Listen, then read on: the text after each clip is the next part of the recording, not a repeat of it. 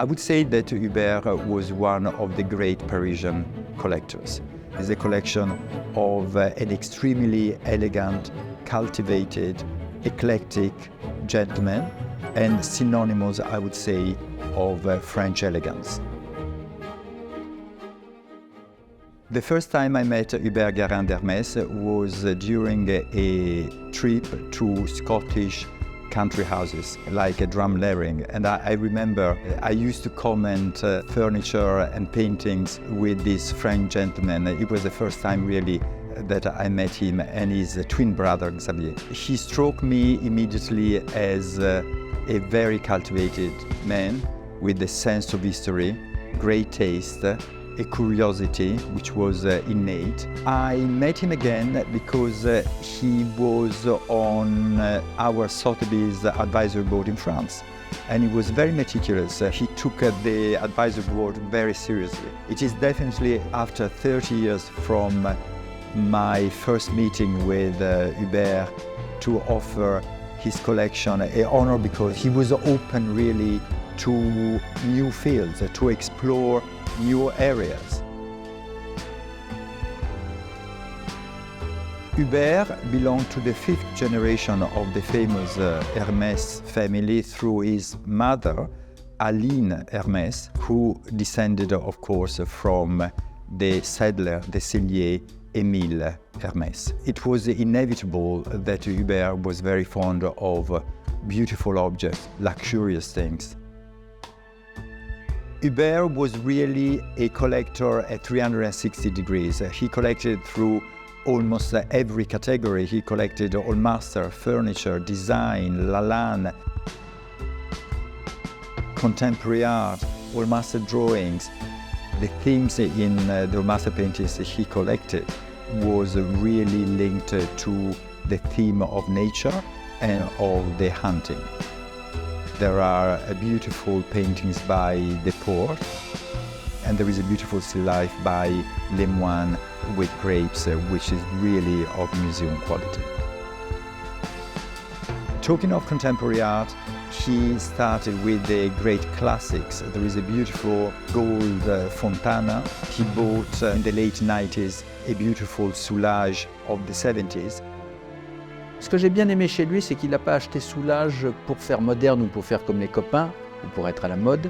Il est tombé amoureux de Soulage, il est tombé amoureux de ce tableau. Ce qu'il a acheté, c'est vraiment, il y a eu des coups de foudre qu'il a mélangé, parce que pour mélanger ça avec le portrait qui est derrière moi, c'est pas non plus facile ni évident.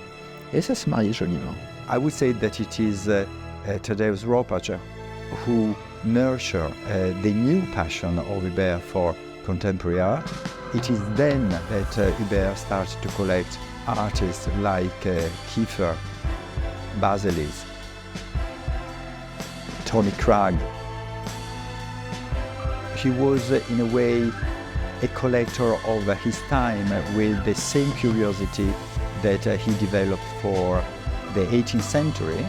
I would say he was a sort of precursor, he was a pioneer in collecting through categories.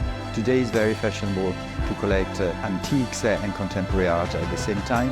Well, Hubert did it already 25 years ago, although he didn't mix them in his house at the Hôtel de Lannion, but he kept the two collections in a way very separate.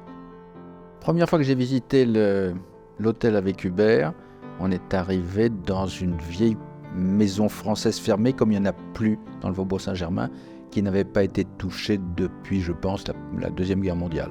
Quand Hubert a acheté, il avait déjà commencé des travaux au premier étage avec un architecte, M. Pozzo, et moi j'ai eu la charge du rez-de-chaussée. Il fallait surtout ne pas faire de décoration. Il fallait surtout en finale redonner l'impression d'une maison de famille, comme si les Guerrand-Hermès avaient hérité de cette maison depuis le Second Empire, à peu près. Et c'est ce qu'on a fait. Ces achats étaient intelligents parce que la maison finie, la maison meublée, habitée, ne faisait pas refaite une seconde, ne donnait pas l'impression qu'on avait acheté des objets, ni des meubles, ni des tableaux. Il y avait quelques pièces très importantes, puis un mobilier normal de famille. He loved to live with his objects. He didn't buy to put things in storage. But it is only when you enter la bibliothèque, the library of the Hôtel de Lannion, that you really had the sense that there was a specific collection within the house. And this was the collection dedicated to the Duchesse de Berry. Hubert Guerrand-Hermès, I would say, had fallen in love with Marie-Caroline, Duchesse de Berry.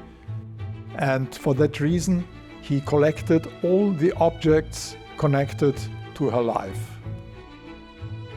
When he came to Bonzé and saw this library, I would say that he was extremely thrilled. The library is one of the main pieces of the castle of Bonzé. It contains many topics and reflects the interests of the Duchesse de Berry. She brought all this library from France when she moved to Austria in exile, and the library was part of the castle of Rosny, which was owned by her and her husband, her first husband, the Duc de Berry. The personality of Hubert and the personality of the Duchesse had a lot in common. La Duchesse de Berry is known for his love for French decorative art, for nature. She was a bibliophile, and Hubert was also a very cultivated bibliophile.